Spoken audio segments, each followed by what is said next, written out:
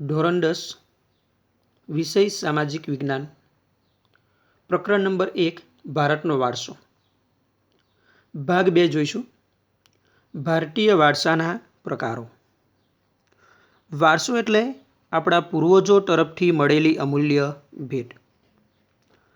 ભારતનો વારસો એ હજારો વર્ષ પુરાણો છે અને શાળામાં દૈનિક પ્રતિજ્ઞામાં આપણે એવું બોલીએ છીએ કે હું મારા દેશને ચાહું છું અને તેના સમૃદ્ધ અને વૈવિધ્યપૂર્ણ વારસાનો મને ગર્વ છે.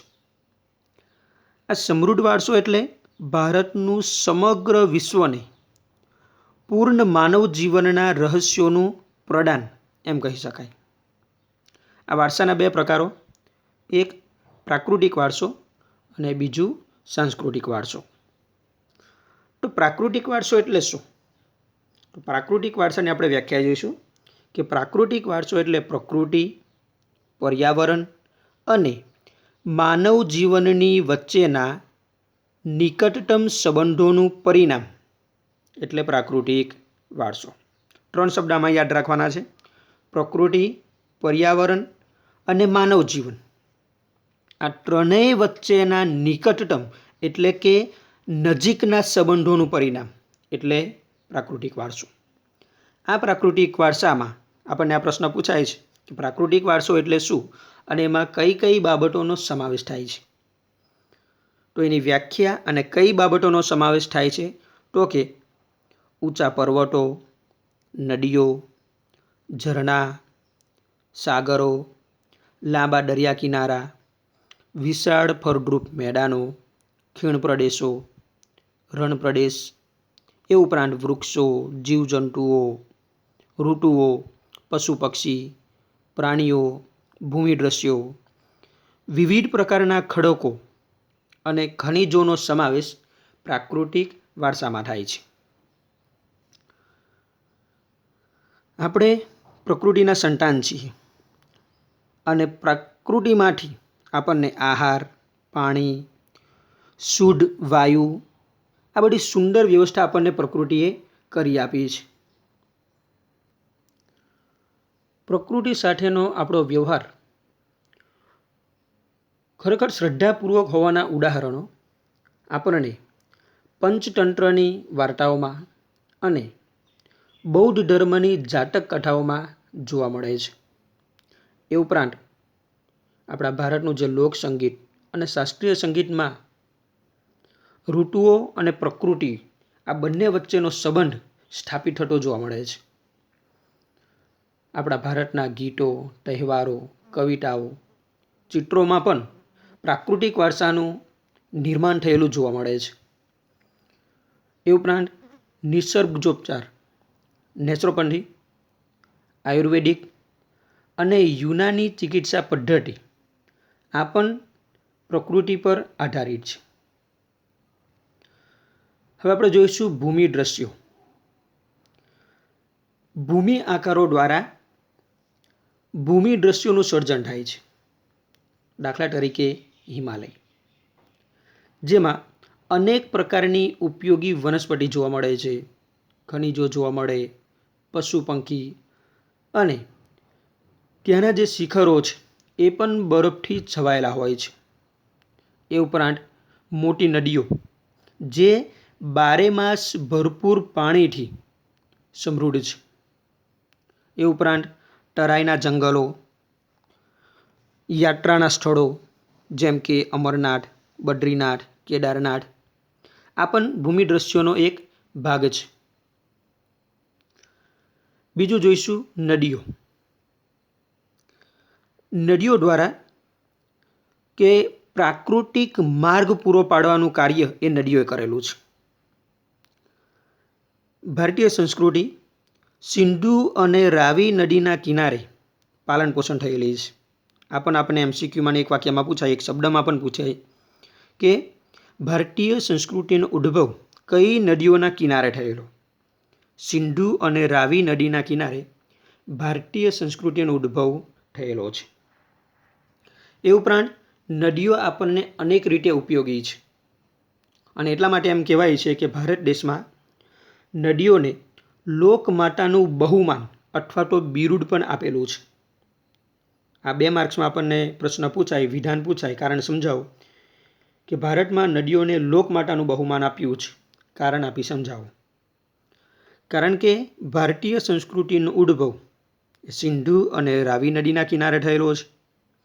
એ ઉપરાંત પીવા માટે પાણી, વપરાશ માટે, સિંચાઈ માટે, વીજળી માટે, ખેતી કરવા માટે, એ ઉપરાંત જળમાર્ગ તરીકે પણ આ નદીના પાણીનો ઉપયોગ થાય છે.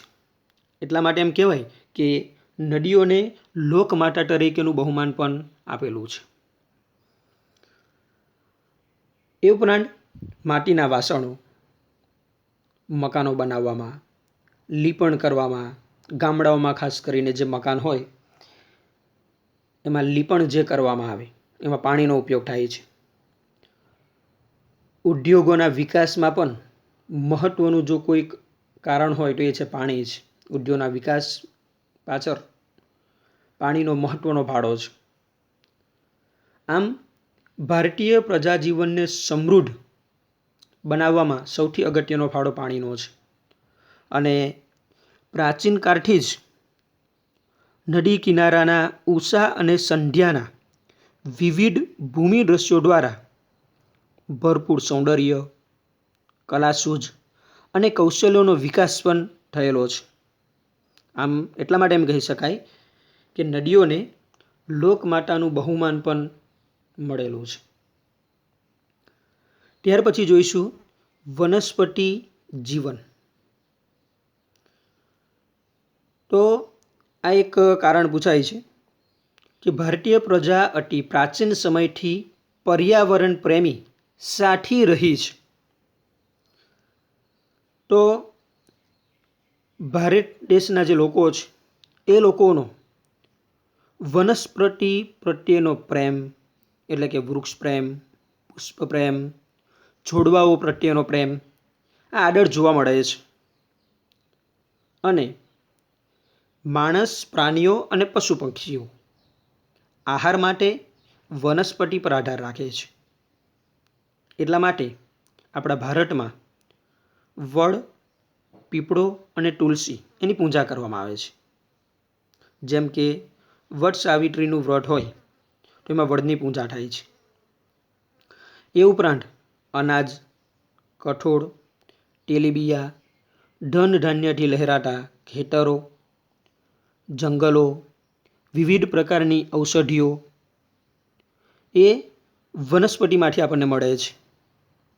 એ ઉપરાંત હરડે, આંબળા, બહેડા, કુંવરપાઠું, અરડૂસી, લીમડો આ બધી ઔષધિઓ. ઉપરાંત વિવિધ પ્રકારના પુષ્પો જેમ કે મોગરો, ગુલાબ, કમળ, ડમરો, સૂરજમુખી, ચંપો, નિશિગંધા, જુઈ આ બધા પુષ્પો પણ વનસ્પતિ જીવનમાંથી મળે છે. આમ માનવ જીવનને સુંદર, સુવાસિત, નિરામય અને સમૃદ્ધ બનાવવામાં સૌથી અગત્યનો ફાળો જો કોઈ હોય તો એ છે વનસ્પતિનો છે. અને વનસ્પતિ એ પણ પ્રાકૃતિક વારસાનો એક ભાગ છે. ત્યાર પછી જોઈશું વન્યજીવન, વાઇલ્ડ લાઈફ. તો પ્રાચીન સમયથી ભારતીય પ્રજા પ્રકૃતિ પ્રેમી પણ રહી છે. આ પણ કારણ આપણને પૂછાય કે અતિ પ્રાચીન સમયથી ભારતીય પ્રજા પ્રકૃતિ પ્રેમી સાથી રહી છે. તો અનેક પ્રકારના પશુ પક્ષીઓ, પ્રાણીઓ આપણને વનમાં જોવા મળે છે. જેમ કે વાઘ, સિંહ, હરણ, ગેંડો, શિયાળ, રીંછ, રોજ, સાબર, સસલા, અજગર, સાપ, નાગ, નોળિયા, ઘો, સાહુડી જેવા અન્ય પ્રકારના જીવો આપણને જોવા મળે. વિશ્વમાં માત્ર 80 એ માત્ર ને માત્ર ગુજરાતના ગીરના જંગલોમાં જોવા મળે છે. એ ઉપરાંત વાઘ, મોર, મગર અને ગરુડ આ ધ્યાન રાખજો, એક વાક્યમાં પૂછાય. દેવી દેવતાઓના વાહનો વાઘ, મોર, મગર અને ગરુડ દેવી દેવતાઓના વાહનો પણ છે. એટલા માટે આ વન્યજીવનનું મહત્ત્વ છે. એ ઉપરાંત આપણા ભારતના રાષ્ટ્ર મુદ્રામાં પણ આ જંગલોના જે પ્રાણીઓ છે એને સ્થાન આપેલું છે. જેમ કે 4 સિંહ રાષ્ટ્ર મુદ્રામાં સ્થાન આપેલું છે. એ ઉપરાંત ઘોડો, હાથી તથા બળદની આકૃતિ રાષ્ટ્ર મુદ્રામાં આપેલી છે.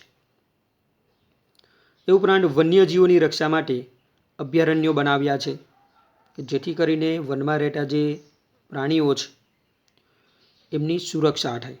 અને એટલા માટે એ જીવનની સુરક્ષા માટે સરકારે ઘણા બધા કાયદાઓ પણ બનાવ્યા છે.